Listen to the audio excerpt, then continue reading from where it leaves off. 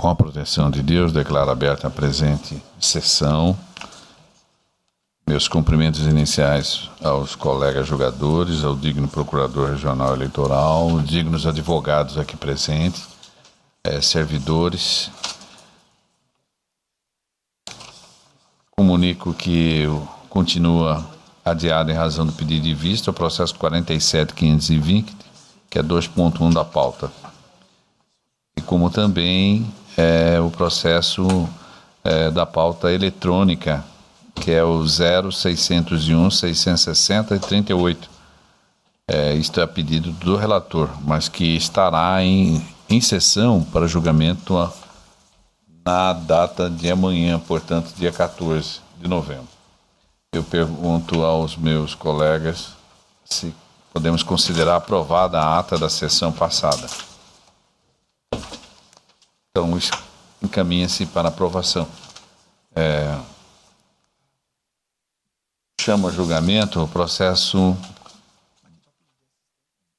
2.2, o 39009, é um recurso eleitoral, uma ação de investigação judicial eleitoral, cargo de vereador, corrupção ou fraude, candidaturas femininas fictícias, preenchimento de cota de gênero, São José do Rio Claro, 29ª Zona Eleitoral.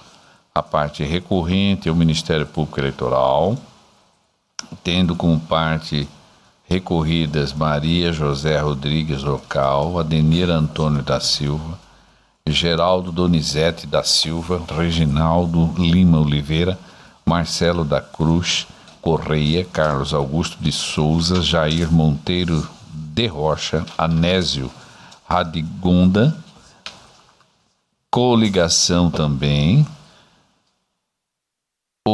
da relatoria do Dr. Ricardo Gomes de Almeida, que está com a palavra.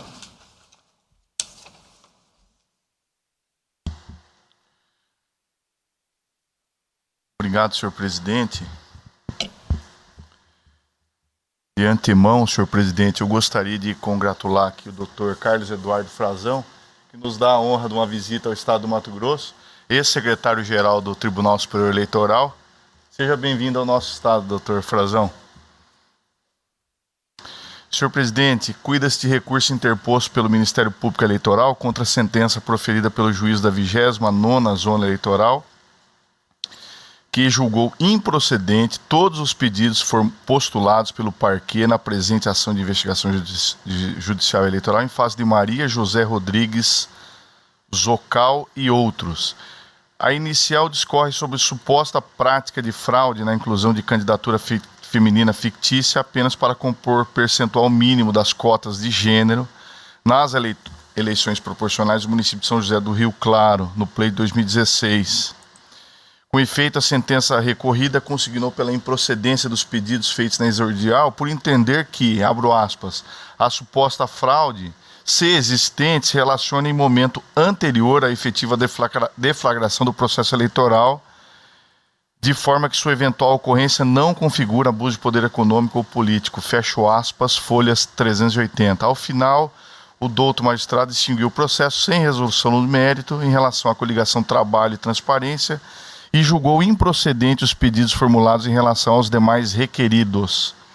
Em razões recursais, o Ministério Público Eleitoral sustenta que a coligação apresentou falso demonstrativo de irregularidade de atos partidários, DRAP, ao incluírem a candidatura de Maria José Rodrigues Ocal somente para preencher percentual mínimo de 30% exigidos pelo artigo 10, parágrafo 3º da Lei das Eleições. Afirma ainda que a suposta fraude fora evidenciada nos autos sob os seguintes argumentos. 1. A aludida candidata não praticou atos eleitoreiros. 2. Não confeccionou qualquer material de campanha. 3. Obteve votação zerada. 4. Não requisitou sua desistência formal ao pleito eleitoral. Amparados nesses argumentos, o parquê pugnou pela reforma da sentença para que seja reconhecido o abuso de poder, fraude, na composição da lista de candidatos às eleições proporcionais, com a consequente cassação de todos os diplomas obtidos pela coligação, seus titulares e suplentes. Em contrarrazões, os recorridos Maria José Rodrigues Ocal, a Coligação Trabalho e Transparência e a Anésio Radigondas postularam pelo desprovimento do presente recurso para manter na íntegra a sentença prolatada. Os demais recorridos não apresentaram contrarrazões. A douta Procuradoria Regional Eleitoral manifestou-se pelo provimento do presente recurso. É o relatório, senhor presidente. Doutor Ricardo, consta aqui um pedido do digno advogado Leandro Borges de Sá para ser assistente do Ministério Público no Estado Eleitoral. O patrocínio desse ilustre advogado não recorreu, apenas o Ministério Público. Me parece que tem essa questão. Sim, tem. Eu estou apreciando, senhor presidente. Eu estou deferindo, mas aqui parece que a intenção do nobre advogado é sustentar da tribuna. Não sei se há pedido de sustentação oral nesse... Porque ele... Porque aí eu penso, senhor presidente... Ele está pedindo sustentação oral, sim, doutor Ricardo. Porque... Ele quer ser assistente do Ministério Público e com pedido de sustentação oral. Que a dúvida que me ocorreu... O Ministério Público não se faz presente para fazer a sustentação oral. Eu acho que aí Não, ele é custos legis. Ele é recorrente, o Ministério Público, nesse processo. Não, pois é, o Ministério Público Eleitoral de primeiro grau que recorreu. Não é isso? Sim. Porque tem o parecer. Há parecer. Então, o parecer é fruto do papel de custos legis, e não de parte. Então, eu estou... Pois não, o senhor pode prosseguir. O que eu tinha entendido é que o Ministério Público, aqui representado pelo Procurador Regional Eleitoral, faria o papel de eventualmente utilizar do tempo. E aí o óbice seria porque, salvo engano, aí o Ministério Público teria que concordar com a divisão do tempo, né? Então, mas aqui não temos. O procurador, aqui no caso, o papel dele é como custo legis, pelo menos parecer. Ele não pode ser simultaneamente parte, está como figura participando de parte e ao mesmo tempo custo legis. Nosso entendimento é que, atuando em segundo grau sobre recursos promovidos pelo Ministério Público de primeira instância, nós, atuando em segundo grau, fazemos o papel de custos legis, no sentido de um parecer que se traz à corte de uma maneira isenta, né, no sentido de sem nenhum compromisso prévio com a tese do parquê em primeiro grau, nós a confirmamos ou, enfim, a retificamos no sentido de apresentar algum elemento que eventualmente nos faça crer que a conclusão tenha que ser em outro sentido.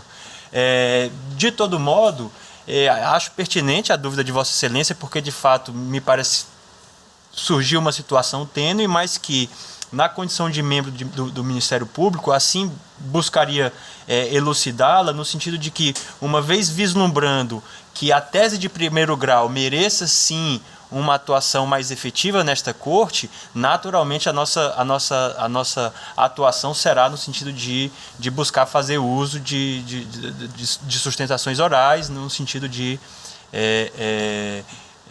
enfim, trazer a argumentação a esta corte. Presidente, só me permite uma consideração.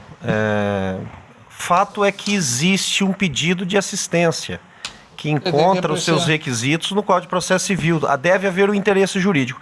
Então, até para que o douto advogado assome a tribuna, é preciso que essa corte defira o seu pedido de assistência, de modo que, se for indeferido, não terá ele direito de ocupar a tribuna.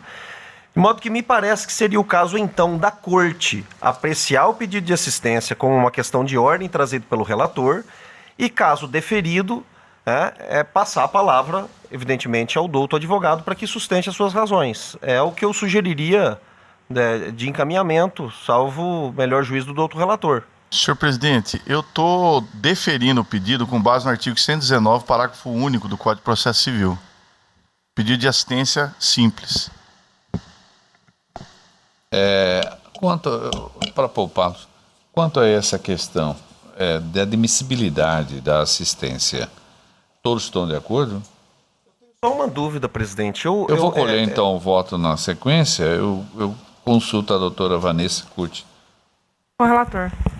Doutor Antônio Veloso Peleza De igual Júnior. forma. Doutor Luiz Aparecido Bortolucci Júnior. Com o relator. Desembargador Pedro Sakamoto. Doutor Ulisses Rabaneda. Quem pede assistência foi parte no processo? Estava no polo ativo da ação. E não recorreu. Não recorreu. Essas razões, presidente, me levam, data vênia, ao indeferimento do pedido de assistência. O pedido de assistência, ele é destinado pela norma processual ao terceiro. Ele não é terceiro. E ele não é terceiro. Ele deixou de recorrer de modo que operou-se, a meu juízo, o Instituto da Preclusão. Então, por essa peculiaridade, eu, com a devida vênia, eu indefiro assistência. Voto por indeferimento. Só um esclarecimento, só um minutinho. Acho que o advogado...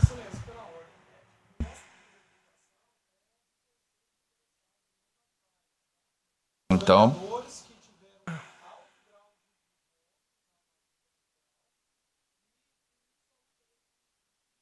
Perdão, então, fazendo a retificação. Não são partes. Então, mas é que o doutor Rabaneda tem razão se fosse parte. Agora está sendo esclarecido que é um terceiro, é diferente.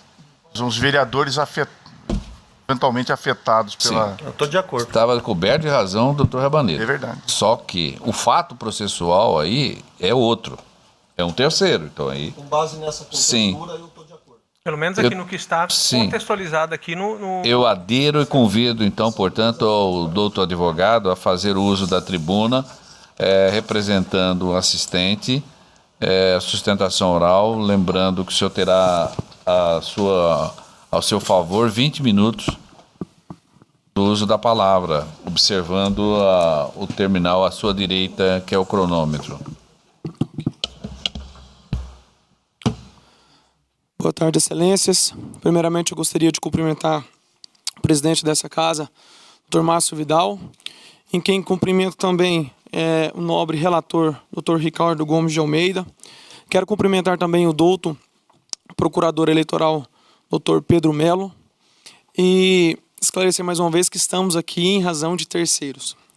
Pois bem, excelência, trata-se de duas ações, uma de impugnação de mandado eletivo AIME, e uma ação de investigação judicial.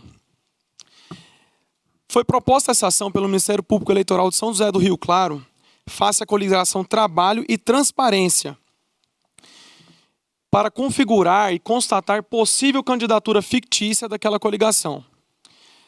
Isto posto, excelências, em agosto de 2016, no momento do registro da candidatura daquela coligação, foram apresentados uma coligação contendo 10 candidatos, onde havia 6 homens e 3 mulheres, o que a princípio daria então legalidade a esta coligação, que atenderia o requisito mínimo de 30% nos moldes da lei. No entanto, após o término daquele pleito, restou constatado que a senhora Maria José Rodrigues Ocal não obteve nenhum voto. Excelências, eu friso, 0 votos, nenhum voto dela.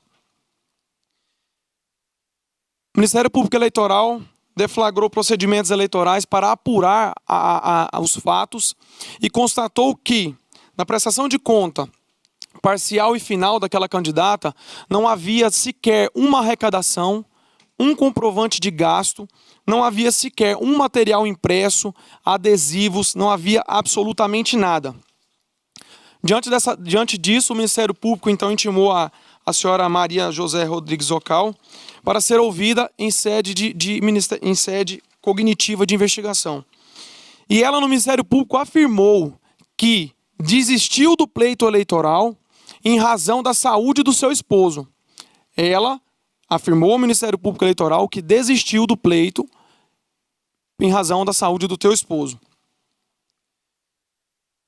No entanto, excelências, com o andar da carruagem dos autos, ficou constatado 2 situações, já em sede instrutória nos autos. A primeira que eu quero ressaltar é referente à saúde do esposo. Ficou comprovado naqueles autos que a enfermidade que padecia o esposo da senhora Maria José Rodrigues Ocal era pré-existente ao registro da candidatura. Ou seja, Excelência, não se trata de uma coisa nova, um fato novo. No momento em que ela registrou a sua candidatura, ela já tinha conhecimento de toda a enfermidade que seu esposo padecia. O que não pode agora servir como escudo para justificar a não obtenção de votos e a não participação do pleito eleitoral de fato. O segundo ponto, que é extremamente importante, Excelências, diz respeito à afirmação que a senhora Maria José Rodrigues Zocal fez em sede de juízo, onde ela afirma que, abre aspas, foi convidada pelo partido político sob o pretexto de que assim ajudaria eles, já que mulher era minoria. Ainda em suas declarações, Maria Zocal afirma: nunca passou por minha cabeça participar de campanha eleitoral. Afirma ainda que não pediu votos e pediu para que parentes, amigos, eleitores votassem em terceiros e não nela. Afirmou ainda que jamais teve interesse algum de se candidatar ao cargo de vereadora. As informações que eu trago, Excelências, podem ser encontradas e confirmadas nas folhas 665 e 666 dos autos. Dessa forma, Excelência, percebe-se que a coligação em comento participou do pleito contendo apenas 2 mulheres, o que é a diferenciação de gênero, ou seja, 22,22% das cotas, o que é aquém do exigido pela legislação. Isto posto, Excelência, aqui esclarecido os fatos que ensejam esse recurso eleitoral, o Ministério Público e também nós, assistentes da acusação, requeremos que seja reconhecido o abuso de poder econômico, cassação dos diplomas e consideração de anulação de todos os votos obtidos por aquela coligação. É o que se requer. Eu ouço agora a Procuradoria na condição de custos legis. Senhor presidente, cumprimento a Vossa Excelência, aos demais membros desta Corte e ao nobre causídico que aqui faz essa sustentação. Em breve síntese, o Ministério Público ratifica o parecer escrito apresentado. É para o provimento. Provimento do recurso. Isso, pelo provimento. Com isso, retorna a palavra ao digno relator para o voto. Cumprimento o nobre advogado que assomou a tribuna. Inicialmente, é necessário enfatizar o cabimento da discussão de eventual fraude no DRAP com vista a alcançar os percentuais de gênero exigidos pela lei das eleições conforme decisão paradigma sobre o tema exarada pelo Tribunal Superior Eleitoral. Cito aqui precedente da relatoria do ministro Henrique Neves.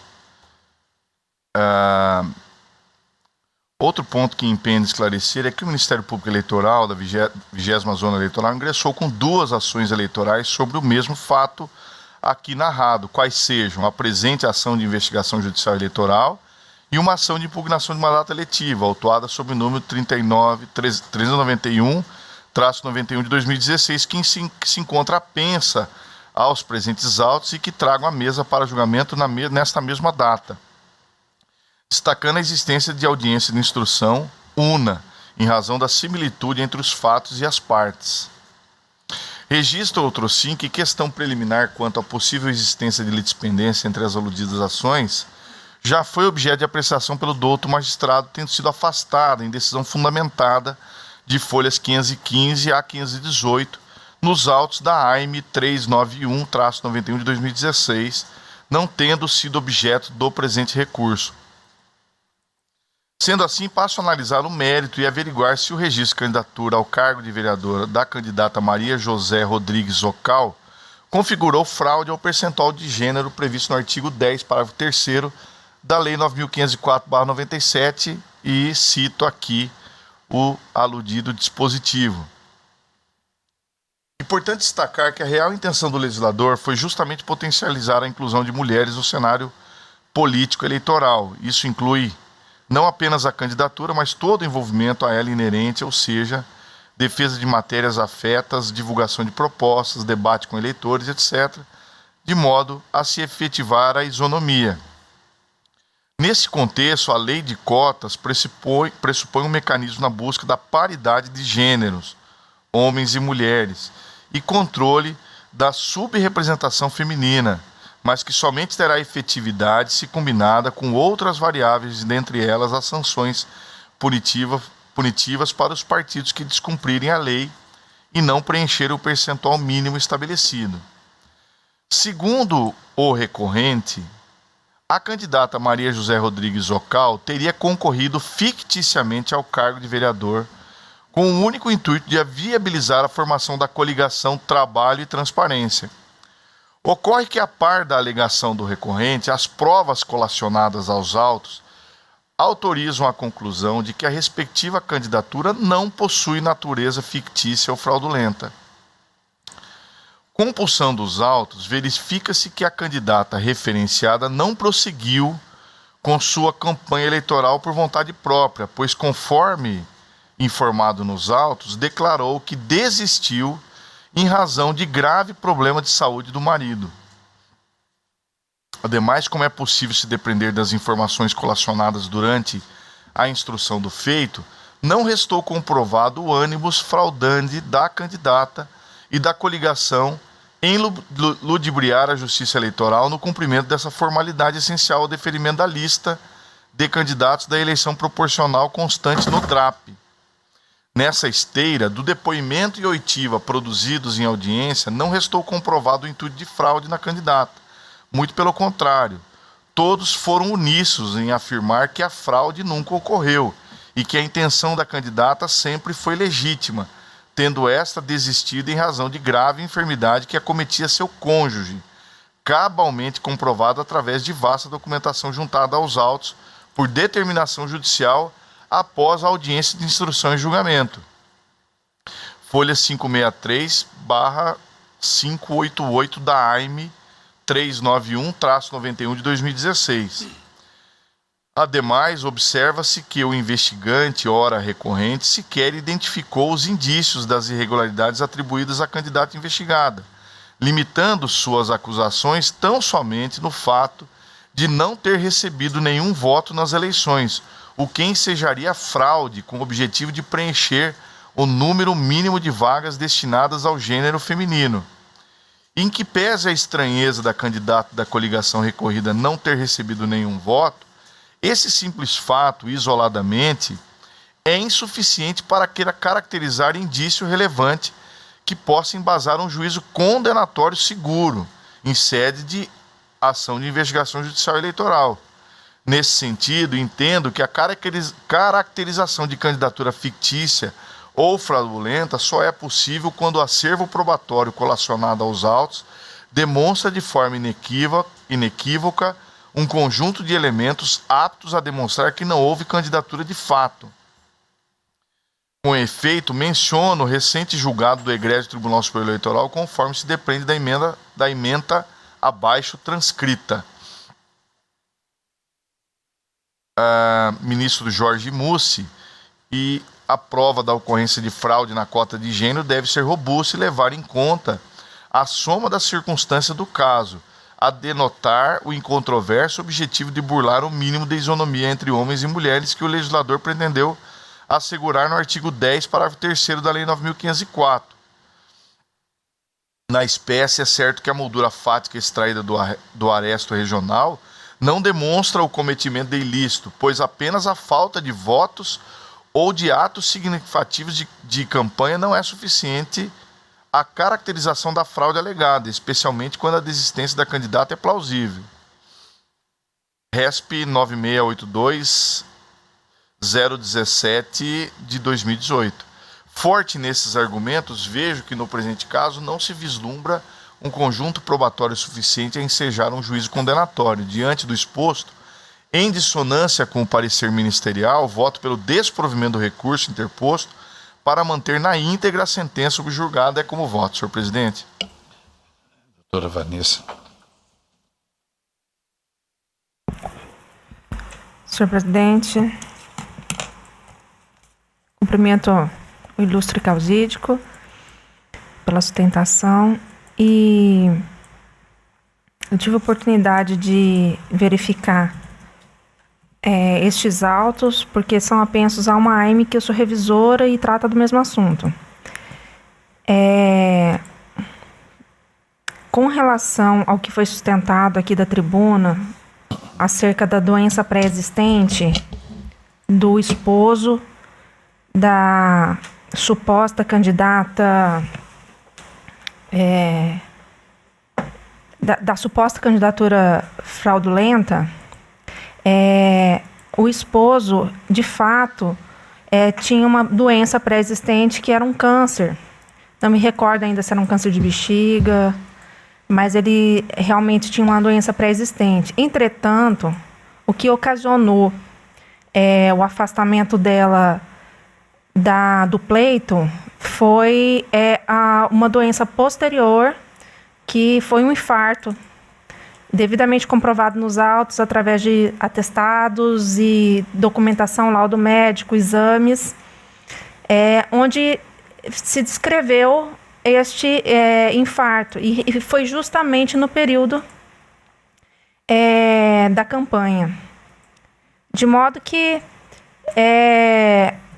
isso foi mencionado no depoimento dela, e eu também tive a oportunidade de ouvir todos os demais depoimentos, e as testemunhas ouvidas também relatam este mesmo fato, porque tiveram conhecimento da doença do esposo durante esse período.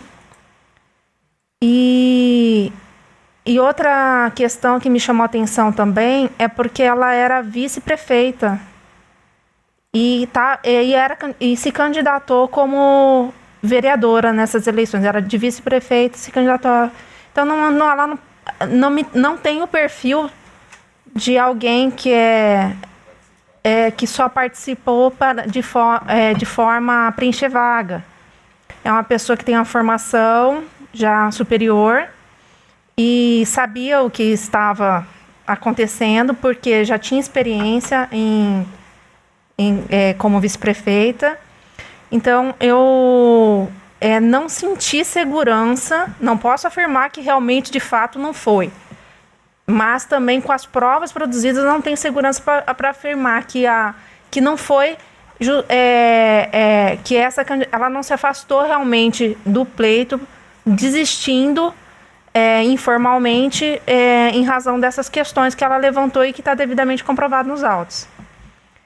Com relação à movimentação financeira, que eu acho isso muito importante, e eu trouxe até outra questão aqui em outro processo, em que isso de fato me convenceu a respeito da fraude naquele outro processo, que era justamente o fato de não ter participado da campanha, mas ter movimentação financeira. Dinheiro, pagar cabos eleitorais, e nesse caso não. O que está de acordo com o que ela diz. Eu desisti, nem santinho produzi, não foi feito nada, de forma que ela não arrecadou e que ela não teve despesa. Então, a princípio, a movimentação financeira dela está de acordo com o que ela narra. Então, diante dessas considerações, eu entendi que nós não temos, neste processo, elementos probatórios seguros para sustentar uma condenação neste JAS, que tem efeitos de nulidade, ao meu ver, do DRAP, se caso comprovado, e que teria por consequência a cassação de todos os eleitos pela coligação. Desse modo, eu vou aderir ao quanto prolatado pelo relator. É como voto, senhor presidente. Doutor Antônio Veloso Peleja Júnior. Acompanho o relator. Doutora Bortolucci. Acompanho o relator, senhor presidente. Desembargador Pedro Sakamoto. Da mesma forma, senhor presidente, acompanho o voto do ilustre relator com os acréscimos feitos pela doutora Vanessa. Doutor Rabaneda. Senhor presidente, cumprimento do outro advogado. Nós estamos julgando só a AIGE, né? Não está julgando em conjunto com a AIME, não, né? Eu estou de acordo.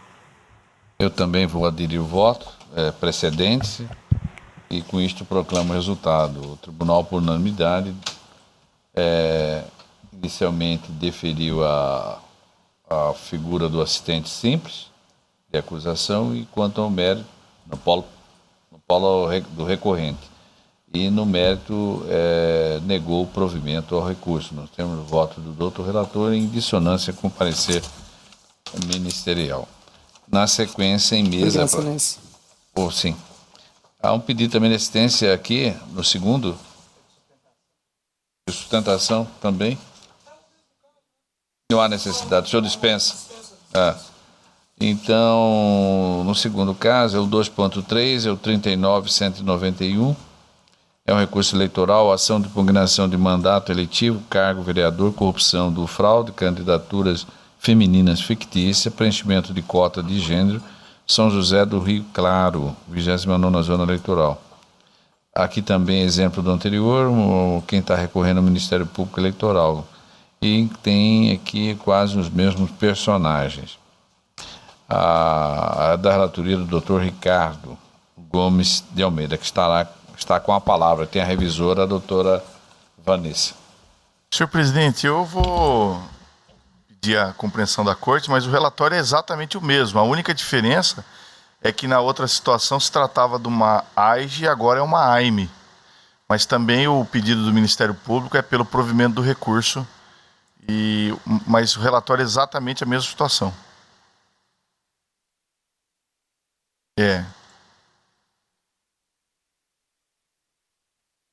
Sim, aí eu iria nesse voto, a minha ideia era formular o relatório e fazer a distinção.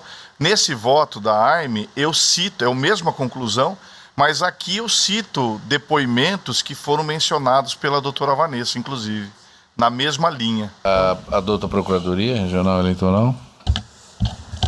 Da mesma forma, senhor presidente, que eu tenho parecer escrito. Que é no sentido de prover o recurso. Isso. E aí o digno relator tem caminho no voto no sentido de desprover o recurso, só que se vale como fundamento os depoimentos colhidos e as provas concernentes ao estado de saúde da candidata. Senhor presidente, exatamente como a doutora Vanessa citou, é que a Maria Zocal, né? Ela diz assim, que por conta desses problemas de saúde suportados pelo marido, a declarante decidiu por bem não promover campanha eleitoral, e abro aspas, eu tinha que acompanhar, cuidar dele, né? E que a declarante informa que não votou na sua própria candidatura, por isso não obteve qualquer voto, que a declarante informa que os próprios familiares, marido, filhos, também não votaram em sua candidatura, tudo a seu próprio pedido. Ou seja, ela quando viu que ela se distanciou da candidatura para poder cuidar do marido, ela mesma pediu, olha, eu estou fora do páreo, votem no outro candidato. Então, só justificando, porque isso foi bem mencionado pelo advogado da tribuna, mas a razão dela ter pedido voto para outros foi essa.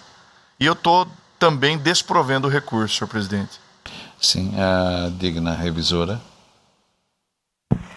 Da mesma forma que votei anteriormente, com os mesmos fundamentos, a mesma base fática, então eu acompanho o relator. Doutor Antônio Veloso. Relator.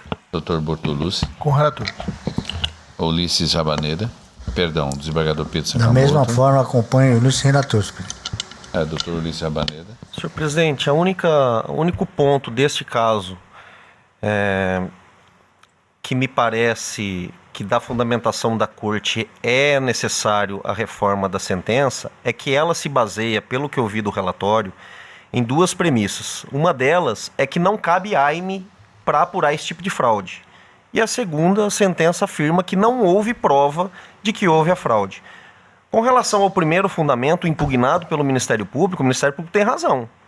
A AIME ela é instrumento adequado para a apreciação, né, de eventual fraude em cota de gênero. Então, neste ponto, entendo que, com relação à fundamentação do Ministério Público, ela prospera. Contudo, a sentença se mantém pelo segundo fundamento, que é a ausência de provas. De modo que eu acompanho o voto do relator, né, apenas com esse adendo, o que inevitavelmente acaba mantendo o desprovimento do recurso, né, mas com base, pelo meu voto, neste eixo, né, exclusivamente neste eixo da sentença, ou seja, falta de provas da fraude. Então também adiro votos precedentes, com isto a proclamação idêntica do anterior, né? tanto na admissibilidade da figura do assistente, né, como também em relação ao mérito, negando o provimento ao recurso, nos termos do voto do relator, em dissonância com o parecer ministerial.